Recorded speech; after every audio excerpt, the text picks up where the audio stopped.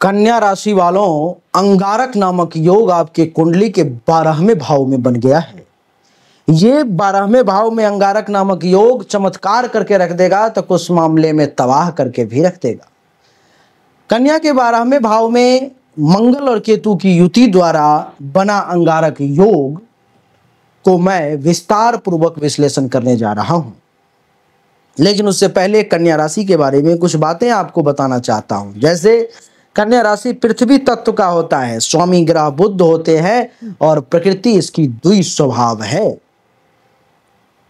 गुण की अगर बात करूं तो ये तमोगुणी होते हैं, व्यवहारिक लेकिन संदेहशील होते हैं। मुख्य गुण की बात करूं तो विश्लेषणात्मक क्षमता कमाल की होती है। किसी भी चीजों का जो ये विश्लेषण करेंगे, जब ये क्रीम निकाल करके देंगे तो आपका मन गद गद हो जाएगा। ये आलोचक स्वभाव के भी होते हैं, अगर किसी चीज में आलोचना करना है तो चूकते भी नहीं है। दक्ष आयोजक होते हैं, किसी भी चीजों का अगर आयोजन कर रहे हैं, इनको मैनेजमेंट दे दिया जाए तो कमाल ही कर देते हैं। और स्वच्छता प्रेमी, गंदगी में रहना पसंद नहीं करते, स्वच्छ रहते हैं और स्वच्छ रखते भी हैं।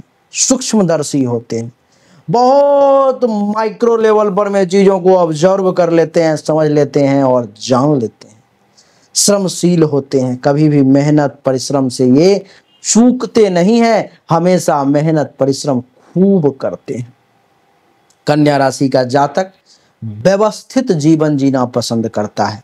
इनकी जो जिंदगी होती है वो काफी व्यवस्थित होती है। अनुशासन और तर्कशीलता को ये विशेष महत्व देते हैं। देवी और सज्जनों, ये लोग मेहनती होते हैं, लेकिन कभी कभी अति विश्लेषण से तनावग्रस्त भी कन्या राशि के लोग हो जाते हैं। अंगारक योग के बारे में अब जानेंगे, लेकिन कन्या राशि के बारे में जो बातें हमने बताई आपको क्या लगा, वो कहां तक सही है, कमेंट में जरूर बताएं। अंगारक योग क्या है? जब कुंडली में मंगल और केतु की युति एक भाव में हो जाए, मंगल और राहु की युति एक भाव में हो जाए तो अंगारक नामक योग का निर्माण होता है। यह योग बहुत उग्र है, तेजस्वी है, विद्रोही है, तंत्र प्रभावित योग है और कभी कभी विध्वंसकारी स्वभाव भी प्रदान कर देता है। मंगल क्या है? मंगल ऊर्जा, क्रोध, साहस, युद्ध भूमि, इन सब का कारक है। केतु क्या है? अलगाव, रहस्य, पूर्व जन्म के संस्कार, माया जाल, इन सब का कारक केतु है। यह योग जातक को अति साहसी बना देता है, रहस्यवादी बना देता है। तांत्रिक शक्तियों में उसकी रुचि जो है सो खूब जागृत होती है, लेकिन कभी कभी आत्म विनाश करने की ओर भी लेकर के ये चला जाता है, तो बिल्कुल सावधान रहें। 12वें भाव में क्योंकि ये अंगारक योग बन रहा है, इसके कारण से क्या होता है? 12वां भाव तो हानि का होता है, व्यय का होता है, विदेश का होता है, मोक्ष का होता है, शत्रु से छिपा हुआ अगर चोट कोई लगने वाला है उसका भाव होता है, अस्पताल का, जेल का, तपस्या का, इन सब का अगर कोई भाव है तो वो है 12।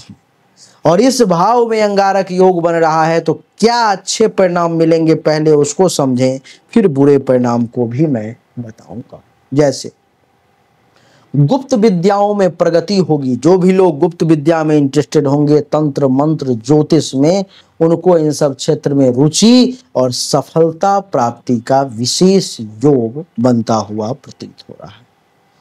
ध्यान और साधना में आपकी गहराई बढ़ेगी। इस समय में आप ध्यान खूब करेंगे, जप तप खूब करेंगे, साधना खूब करेंगे। तपस्वी स्वभाव जो है आपका वो इस समय में विकसित होगा। विदेश यात्रा के योग बनेंगे।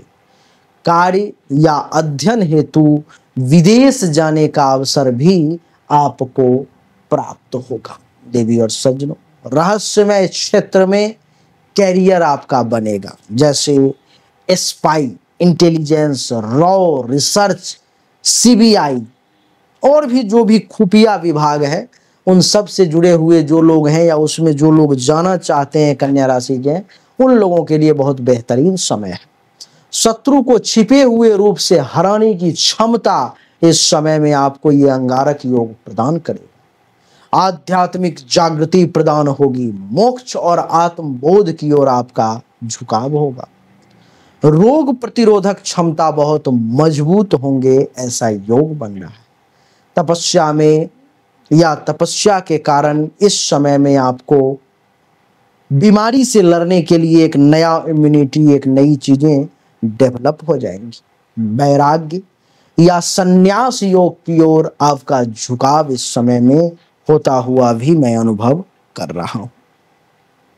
छिपी हुई प्रतिभा का खुलासा होगा। अचानक कोई अद्भुत कौशल आपके अंदर से सामने आ सकता है जो लोगों को आश्चर्यचकित कर देगा। रहस्य सुलझाने की तीव्र बुद्धि आपके अंदर जागृत होगी। रहस्य जो है सो सुलझाने के लिए इस समय में आपकी जो बुद्धि है आपका साथ।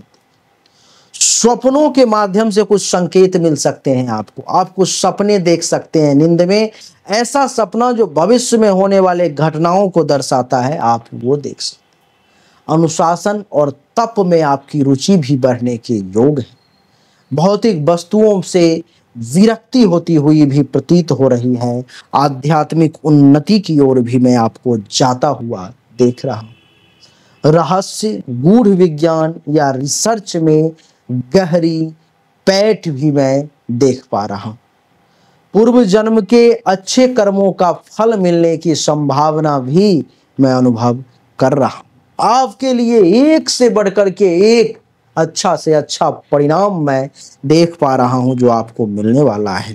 लेकिन द्वादश भाव में ये योग है तो कुछ नकारात्मक परिणाम भी मिलेंगे, तो उसको भी समझें। जैसे नींद संबंधी कुछ विकार, कुछ परेशानी सामने आ सकती है। जैसे में भयावह स्वप्न, अनिद्रा, अर्थात कुछ डरावना सपना, नींद ना आना आपको परेशान कर सकता है। आवेश या मानसिक बेचैनी, जैसे कि अचानक क्रोध आना, चिड़चिड़ापन हो जाना, ये सब आपको परेशान कर सकता है। गुप्त शत्रु से नुकसान, धोखा या विश्वासघात की स्थिति भी आपके साथ हो सकती है। धन व्यय अत्यधिक हो सकता है, पैसा आएगा लेकिन टिकेगा नहीं। कारावास या बदनामी का भी भय देखने को मिल सकता है। उपाय की बात करूं तो हनुमान चालीसा का नित्य पाठ करें। 28 जुलाई तक बहुत अच्छा रहेगा। मंगलवार और शनिवार को जरूर कम से कम हनुमान चालीसा का पाठ करें। मंगल और केतु के बीज मंत्र का जरूर जाप करें। मंगल का मंत्र है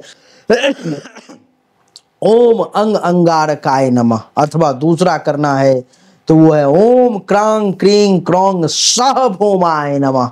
इस मंत्र का आप जाप कर सकते हो। केतु का है ओम केंग केतवे नमः, इसका जाप कर सकते हो। लाल चंदन, मसूर दाल और कम्बल का दान करें। हनुमान जी को चमेली का तेल और सिंदूर अर्पित करें।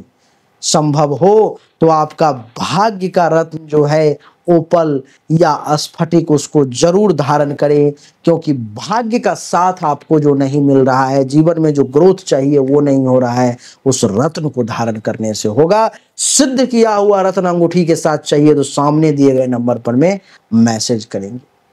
केतु के लिए बिल्व पत्र से भगवान शिव की पूजा करेंगे तो वो प्रसन्न होंगे। स्नान में थोड़ा सा फिटकरी डाल करके अगर स्नान करेंगे तो और बढ़िया रहेगा। सप्ताह में एक बार गरीब को भोजन कराएं।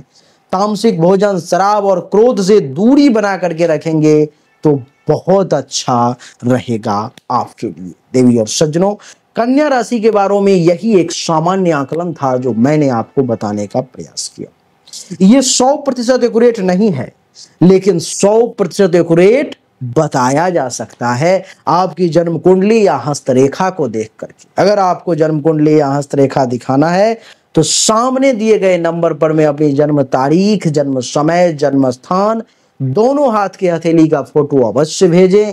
आपको उचित शुल्क पर में सही जानकारी प्राप्त होगी। अच्छा लगा तो वीडियो को लाइक करें, शेयर करें, चैनल को सब्सक्राइब करके इसके बेल आइकन के बटन को दबाएं। आप सभी का एक बार फिर से बहुत बहुत धन्यवाद। Thank you so much. जय हिंद, वंदे मातरम। बोलिए राधे राधे, राम राम।